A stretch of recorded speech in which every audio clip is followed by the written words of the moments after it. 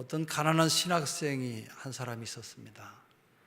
이 사람은 엘리야 선지자에 의해서 감동을 받고 그의 제자인 엘리사 선지자의 제자가 된 사람입니다. 그는 선지학교에서 공부도 하고 설교도 하고 그가 일할 수 있는 곳에서 나름대로 열심히 섬겼습니다. 그가 활동하던 시대는 어려운 시대였기에 그들은 어려운 삶을 살았습니다마는, 그러나 이세벨의 거짓 선지자들은 대우를 잘 받으면서 살았습니다. 가난한 신학생은 젊은 나이에 세상을 떠났고 그의 가족은 곤경에 처하게 되었는데, 오늘 이 본문의 말씀은 이 가정의 이야기를 간단하게 설명을 하고 있습니다.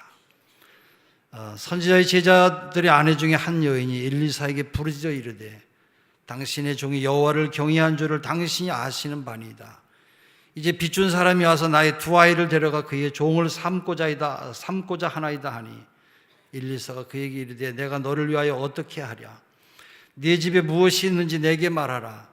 그가 이르되 계집종의 집에 기름 한 그릇 외에는 아무것도 없나이다. 그렇게 말했어요. 이 사람이 언제 어떻게 신학생이 되었는지는 잘 알 수 없어요. 어쩌면 총각 때 신학교에 들어갈 수도 있을 것이에요. 그렇다면 신부는 결혼하기 전에 남편이 될 사람이 사역자로 부르심을 받은 사람인 것을 알았을 것이에요. 아니면 두 사람이 함께 의논하고 어떠한 어려움이 오더라도 주의 종의 길을 걸어가자고 다짐을 했을 것이에요. 어쨌든지 그들은 결혼을 해서 아이를 둘을 낳았어요. 아들만 2명이에요. 그들은 행복했을 것입니다. 가난했지만 행복했고, 우리는 그 학생의 이름도 모르고 그 아내의 이름도 몰라요. 단지 아는 것은 그 사람은 죽었고 그 가정은 절망에 빠졌지만 구원을 받게 되었다는 사실입니다. 이제 오늘 본문을 통해서 이 여인의 가정에 일어난 일들을 좀 더 자세히 생각해 보겠습니다. 이 가난한 젊은 신학생은 한 여인의 남편으로서 또 두 아들의 아버지로서 하나님의 종이 되기 위해서 헌신을 한 사람이에요. 그는 하나님을 두려워하는 사람이었습니다만 그는 빚을 지고 있었어요. 그는 빚을 지고 세상을 떠났기 때문에 가족들이 그 빚에 몰리게 되었어요. 어떻게 이 사람은 여러분 빚을 이렇게 지게 되었습니까? 박해가 있었을지도 모르고 병이 들었는지도 몰라요. 아니면 그냥 살기가 힘들어서 그런 어려운 일을 당했는지도 모르겠습니다. 그래도 아내와 아이들은 건강한 것 같아 보였어요. 어쩌면 재정 관리에는 관심이 없는 사람이었을지도 모릅니다. 오늘 많은 사람들은 재정을 어떻게 관리해야 될지를 잘 모르기 때문에 가난하게 사는 사람들이 많이 있어요. 매달 자기가 버는 능력 이상으로 물건을 사들이거나 수입 이상으로 지출을 합니다. 그러면서 신용카드를 긁거나 신용대출을 하거나 어떤 때는 돈을 빌려서, 이자가 비싼 돈을 빌려서 살아갑니다. 그러나 엘리사 선지자는 왜 빚을 졌는지에 대해서는 아무 말도 하지 아니하고 있어요. 본문은 그 사람이 하나님을 경외하는 사람이었다고 했으니까 아마 나름대로 살아가려고 최선을 다하며 살았을 것입니다. 그래도 가족에게 빚을 남겨주었기 때문에 남은 가족은 큰 곤경에 처하게 되었어요. 그 당시에는 보험제도가 없을 때였기 때문에 모든 사람이 삶이 어려울 때였어요. 남편은 죽었고 병으로 죽었는지 아니면 사고로 죽었는지 아니면 악한 이세벨의 추종자에게 암살을 당했을지도 모르겠어요. 슬픈 장례식을 치르게 되었는데 아마 다른 선지자들과 신학생들이 그 장례식에 참석해서 함께 위로하며 그들을 도와주고 무덤을 만드는 것을 도와줬을지도 모르겠어요. 이 젊은 미망인과 자식들은 눈물로 사랑하는 아버지, 사랑하는 남편을 보냈습니다. 이제 그들의 가족은 어떻게 하루하루 먹을 것을 구할 수가 있겠습니까? 또 더구나 빚까지 갚으면서 살아야 합니다. 장례를 치르고 며칠 후에 무섭게 문을 두드리는 소리가 들려서 문을 열었더니 빚쟁이가 남편이 죽었다고 하는 소식을 듣고 이 가정을 찾아왔어요. 빨리 서둘러야 손해를 덜 볼 것이라고 생각하고 찾아온 것 같아요. 문을 열어주러 나가면서 과부는 울면서 너무 슬퍼서 기도를 했어요. 하나님, 어떻게 해야 됩니까? 하나님 도와주세요. 하나님, 나를 인도해 주세요. 이 여인은 두려움에 떨면서 나갔어요. 빚쟁이는 강경하게 돈을 내놓으라는 거예요. 빨리 빚을 갚으라는 거예요. 이 과부는 그냥 흐느낄 뿐이에요. 빚을 갚을 돈이 없으면 이 집에 두 아들을 데리고 가서 바로 이 애들은 종살이로 팔아버릴 테니까 빨리 돈을 내놓으라는 거예요. 그 당시 유대법에 의하면 빚을 갚지 못하는 사람은 팔려가서 매년 50년마다 다가오는 신년이 될 때까지 종살이를 하게 되어 있었어요. 그 사람이 유대인이면 심한 노동을 시키지 못하게 되어 있었습니다마는 그 시대는 아합 왕과 이세벨의 통치 아래 있었으니까 이 소년들이 어떻게 될지, 이 과부를 누가 돌봐줄지는 알 수가 없었어요. 다행히 그날은 소년들을 데리고 가지 않았어요. 그러나 언제라도 다시 이 집에 찾아와서 아이들을 데리고 갈 수가 있었어요. 그 당시에 종의 값은 은 30전입니다. 지금 우리 돈 500원짜리 바로 은 30개예요. 두 아이가 60전이니까 부자에게는 아무것도 아닌 돈이에요. 그러나 이 혼자 된 과부에게는 그것이 가진 모든 것이었지만 부자에게는 잔돈에 불과한 아주 작은 돈입니다. 과부는 절망에 빠져서 흐느끼며 기도를 했어요. 그날 밤 늦은 시간까지 하나님 앞에 기도를 했어요. 밤새 그 엄마는 두 아들이 끌려간 악몽에 시달리며 일어나야만 했습니다. 이른 아침이 되어서 일어나자마자 그는 하나님의 사람에게 달려갔어요. 자기 남편은 하나님을 경외하던 사람으로 하나님의 종이었어요. 그는 하나님이 엘리사 선지자에게 말씀하신 바알에게 무릎 꿇지 아니한 7,000명 중에 한 사람이었는데 엘리야 선지자도 그 사실을 알고 있었어요. 이 여인은 흐느끼며 자기 가정의 사정 이야기를 다 했어요. 당신의 종 나의 남편이 죽었습니다. 바로 당신의 종이 여호와를 경외하는 것은 선지자님도 아시는 일입니다. 이제 빚을 진 사람이 와서 나의 두 아이를 데려가서 종살이를 시키겠다고 합니다. 엘리사 선지자는 아무것도 없이 빚만 지고서 울고 있는 과부를 바라봤어요. 그녀의 죽은 남편을 엘리사 선지자도 잘 알고 있었어요. 그때는 하나님의 선지자가 되는 일은 아주 위험한 선택이었어요. 어려운 시대에 엘리사 선지자도 여유가 없었고 엘리사 선지자의 마음도 매우 아팠어요. 하나님, 이런 일은 일어나서 안 되는 일입니다. 이 과부와 두 아들은 지금 종살이로 나설 형편인데 하나님께서 개입하셔야 되겠습니다. 어떻게 하면 좋겠습니까? 그때 선지자는 물었어요. 네 집에 있는 것이 뭐냐고 물었어요. 선지자는 이 여인이 가진 것이 무엇인지를 물었어요. 이 계집종의 집에는 그 기름 한 그릇 외에는 아무것도 없다고 이야기를 했어요. 여기 기름 한 그릇이라고 하는 말은 아소코라고 하는 그런 종교의식으로 기름을 붓는 아주 작은 그릇으로 그것이 가진 전부였어요. 아마 그녀의 집도 자기 집이 아니었을 것이에요. 그랬다면 빚쟁이가 집부터 뺏으려고 했을 것이에요. 그 집에는 은그릇도 없고 가구도 없고 기름 넣는 빈 항아리도 없는 그야말로 정말로 가난한 그런 집안이었어요. 엘리사는 한숨을 쉬고 하늘을 바라보더니 울고 있는 그녀에게 말했어요. 너는 밖에 나가서 모든 이웃들에게 그릇을 빌려라. 빈 그릇을 빌리되 조금 빌리지 말고 너는 네 두 아들과 함께 들어가서 문을 닫고 그 모든 그릇에 기름을 부어서 기름이 차는 대로 옮겨 놓으라고 말을 했어요.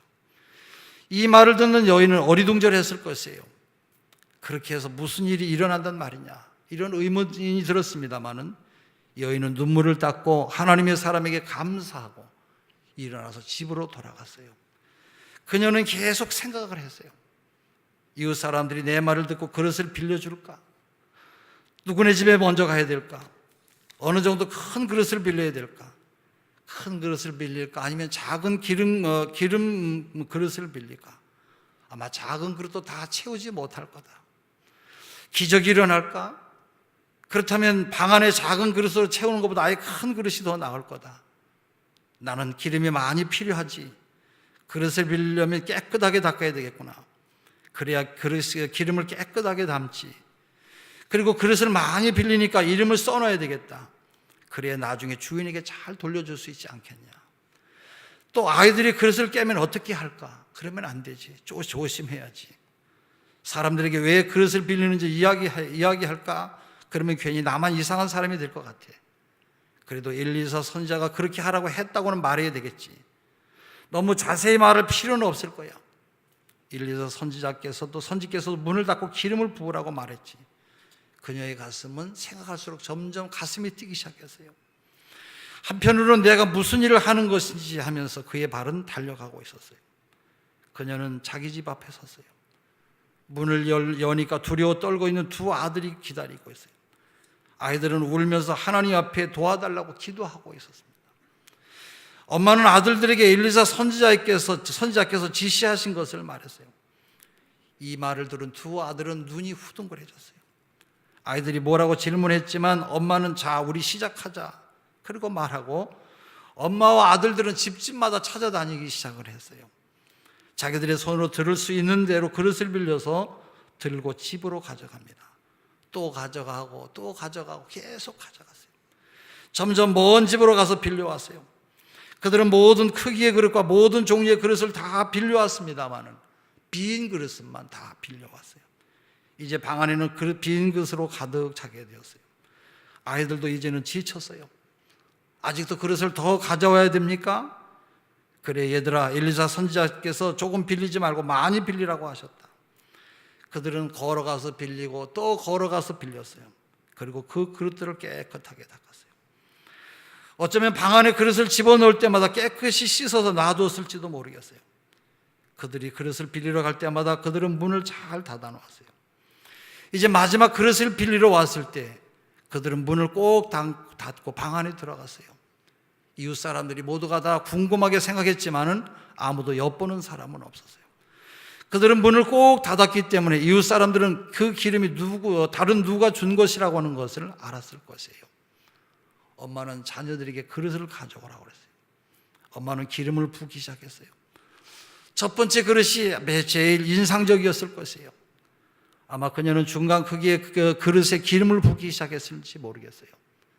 작은 그릇은 믿음이 없는 것 같고 너무 큰 그릇은 염치가 없는 것 같아서, 그러나 엘리사 선지자는 모든 그릇에 기름을 부으라고 자녀들에게 말했어요.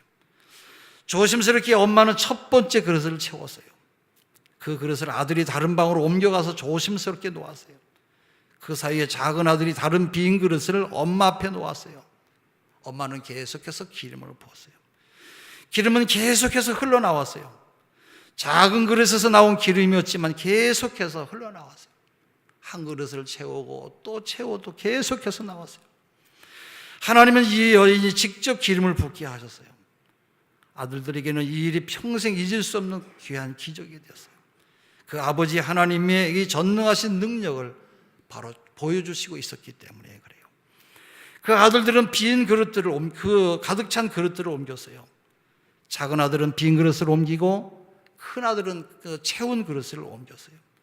엄마는 계속해서 기름을 붓고 있었고 아들들은 그 그릇들을 옮겨 놓았어요. 여러분, 이것은 꿈이 아니고 아니었고 바로 이 가정의 현실로 다가온 일이에요. 항아리들은 매우 무거웠습니다마는 그들은 항아리를 열심히 옮겼어요. 항아리를 옮기면서 올리브 기름의 향기를 맡을 수가 있었고, 기름이 항아리에 부어질 때마다 기름이 들어가는 소리를 자기들의 귀로 들을 수가 있었어요. 그들은 계속해서 들어가는 기름을 보면서 언제쯤 기름이 그만 나올까를 생각했어요. 소년들은 엄마가 절망 속에서 우는 것을 보았어요. 이제 그들은 엄마가 기름을 보면서 흐느끼는 소리를 들었어요. 마침내 빈 그릇이 다 채워졌어요. 그들은 엄마가 더 그릇을 가져오라고 말할 때 이 그릇이 마지막입니다 말했어요.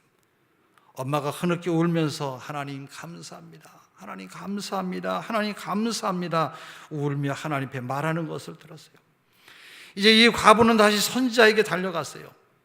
그녀의 감사의 말씀을 듣고 선지자는 하늘을 향해서 감사하다고 고백을 하면서 이제 너는 가서 기름을 팔아서 빚을 갚고 남은 것으로 너와 네 두 아들이 생활하라고 말을 했어요. 이 선지자는 과부에게 장사를 시킨 것이에요. 과부는 가서 기름값도 알아보고 두 아들과 함께 시장에 기름을 가지고 와서 노점을 차리고 기름을 팔기 시작을 했어요. 기름을 팔고서는 그 그릇을 잘 닦아서 주인에게 돌려주면서 감사했을 것이에요. 기름을 팔 때마다 그녀는 증거했을 것이에요. 그릇을 돌려줄 때마다 다시 그녀는 사람들에게 이야기했을 것이에요. 그녀와 아들들은 이제 빚을 갚을 뿐만 아니라 앞으로 생활도 할 수 있게 되었어요. 그들은 장사를 배웠고 재정 관리를 배우게 되었어요. 여러분, 여기 성경에 나오는 이 교훈, 이 이야기의 교훈이 무엇입니까? 1절에 보면 이 과부는 절망스러운 상황에서 엘리사 선지자를 찾아갔고 그를 통해서 하나님 앞에 간구했어요. 그리고 하나님은 그의 간구를, 그의 기도를 들어주셨어요. 그러므로 이 이야기의 교훈은 어려움에 처할 때마다 하나님 앞에 나아가라는 것이에요. 이 과부는 두 아이를 데려가서 그의 종을 삼을 것이라고 하는 그런 무서운 위험에 떨어야만 했어요. 여러분, 우리의 삶에도 그런 위기가 찾아올 수가 있어요. 질병이 찾아오고 사고가 찾아오고 남편이 실직이 되는 그런 경우가 있고요.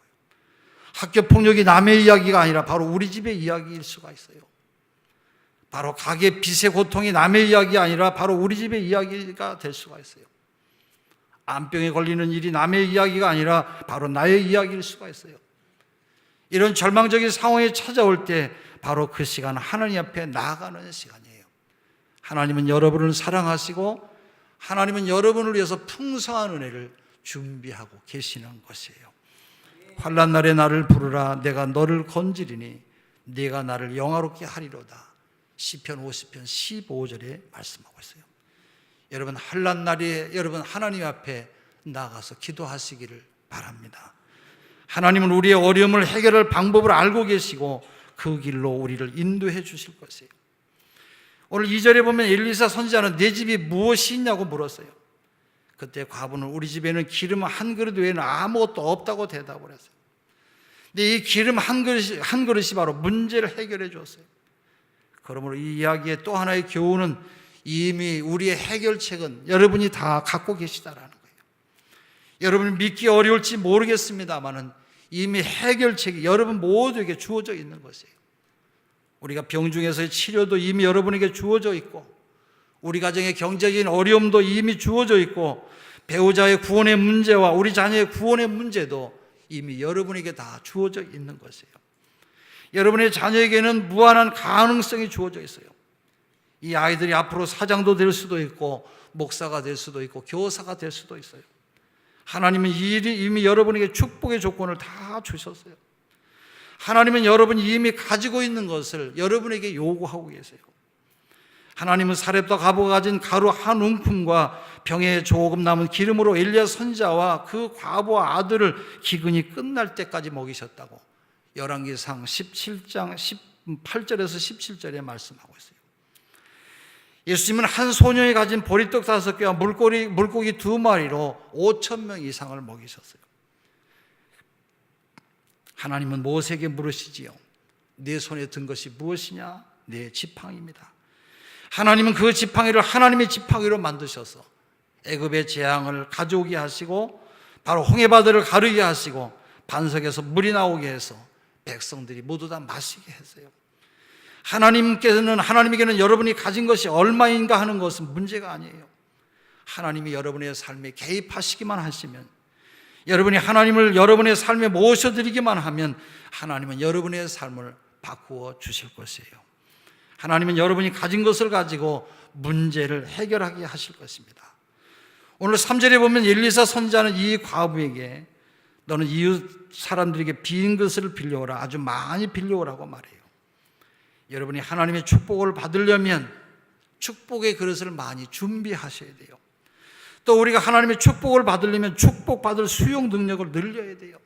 오늘 우리가 읽었습니다만 3절의 말씀을 한번 다시 읽어보겠습니다. 3절입니다. 시작.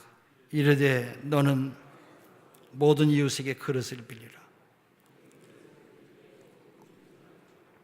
예, 빈 그릇을 빌리되 조금 빌리지 말고 많이 빌리라는 거예요. 오늘 많은 사람들이 자기가 가진 작은 자원만을 가지고 살아가려고 해요. 그러나 우리는 하나님의 이 무한정한 자원에 초점을 맞추고 살아야 돼요. 바로 여러분의 영향력을 확대하려면 여러분이 가진 역량을 최대한 확대해야 되는 것이에요. 여러분이 하나님이 맡기시는 일을 하려면 여러분의 믿음의 분량이 커져야 되는 것이에요. 할렐루야. 여러분이 하나님의 일을 감당하려면 믿음으로 또한 행동할 수 있어야 되는 것이에요.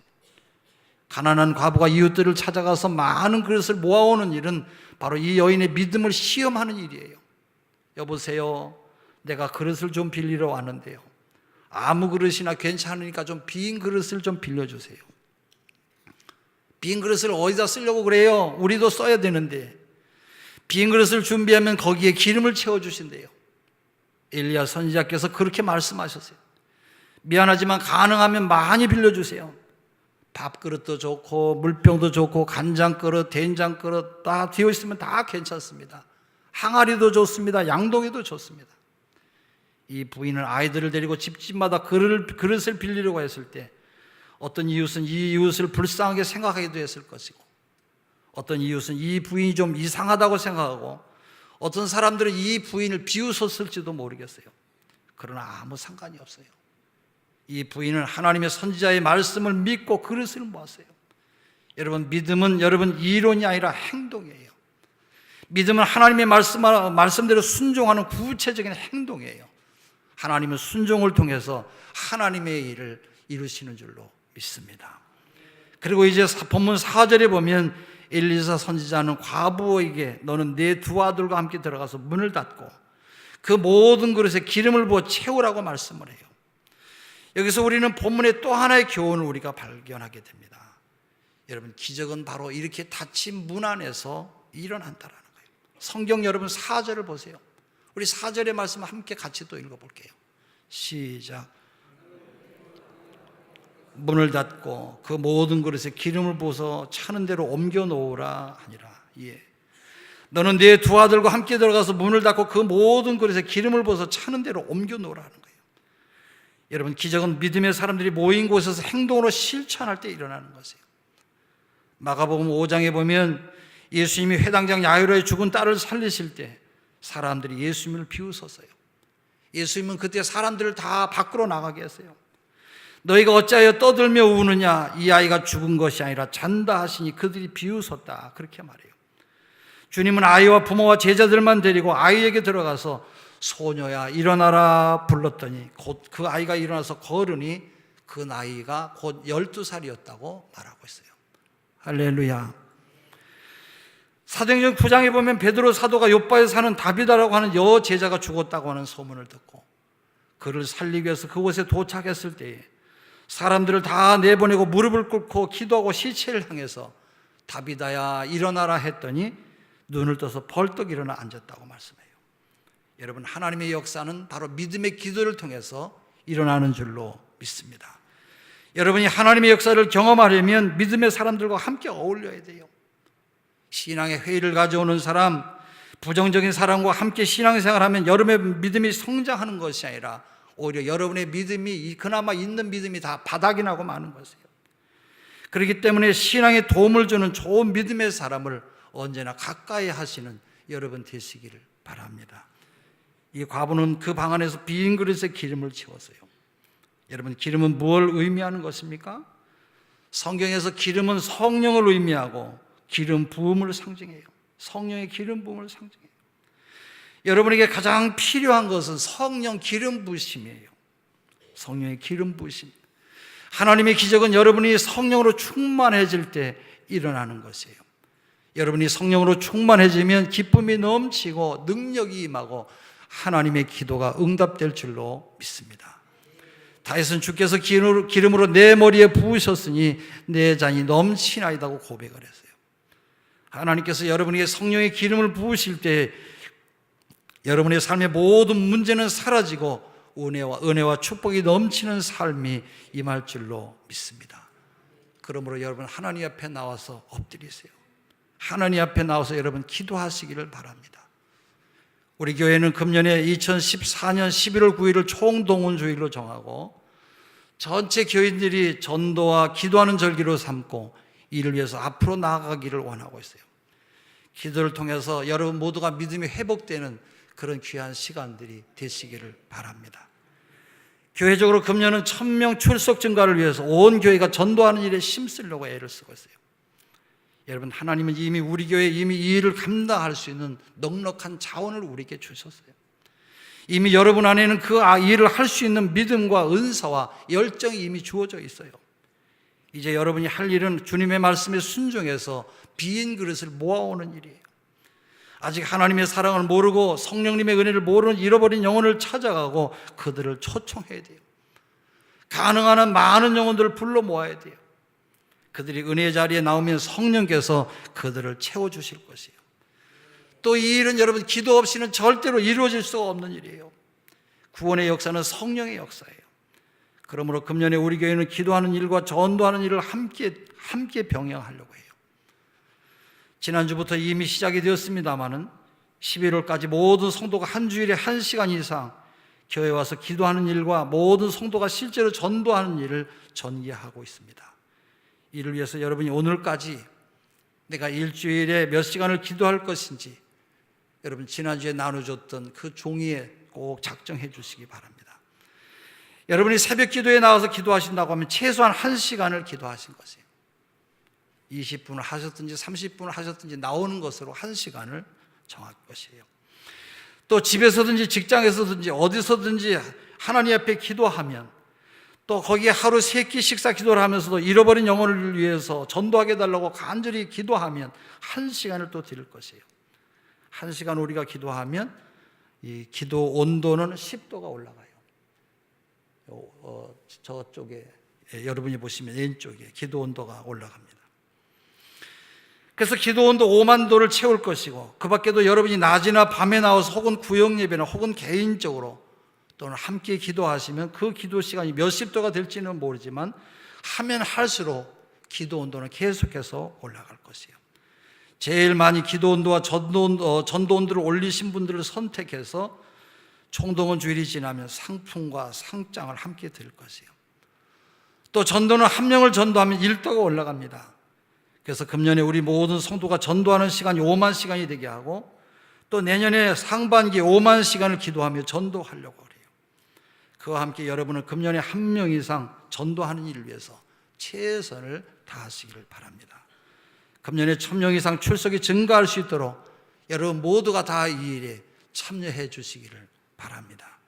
언제나 하나님은 하나님의 일을 하세요. 하나님의 기름은 모자라지 아니하고 하나님의 능력은 언제나 무한하세요. 문제는 우리들의 순종이에요. 우리가 주님 말씀에 순종하기만 하면 하나님은 우리를 통해서 위대한 일을 이루어 가시는 것이에요. 너희는 가서 모든 족속으로 제자를 삼아라. 성령이 너희에게 임하시면 너희가 권능을 받아서 예루살렘과 온 유대와 사마리아 땅끝까지 이르러 내 증인이 되리라고 말씀하셨어요. 주님은 우리에게 전도의 사명을 주셨어요. 우리가 금년에 주님의 명령에 순종할 때 모든 성도가 성령 충만해서 능력 있는 삶을 회복하게 될 것이고, 우리 가정에 하나님의 축복이 넘쳐서 우리 교회가 주님의 사명을 성취하며 영광 돌리는 믿음의 교회가 될 줄로 믿습니다. 기도하겠습니다.